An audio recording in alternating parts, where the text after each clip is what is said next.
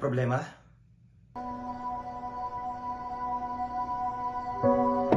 Pumunta ka kay Ramon Montenegro? Oo. Pero hindi ko nakita yung nanay mo. Pinapalabas ng tatay ni Ramon. Napatay na yung anak niya. Hindi na ako nagulat.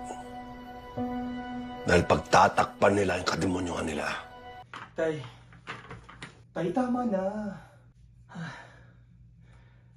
Pwede bang tigilan na natin to? Mas mabuti nang kalimutan mo na si nanay. Siya naman yung namili ng gusto niya eh. Kaysa kayo pa yung mapahamak. Isa pang malakas yung kalaban natin.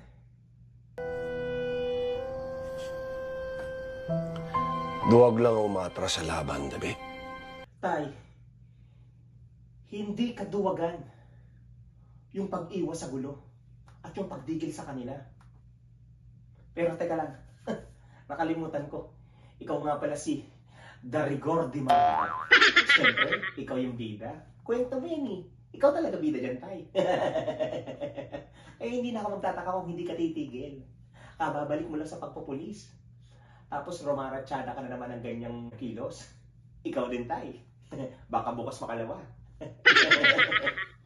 Matanggal ka na naman sa serbisyo. Kakahabol mo dyan kay nanay. Pabayaan mo na kasi sila.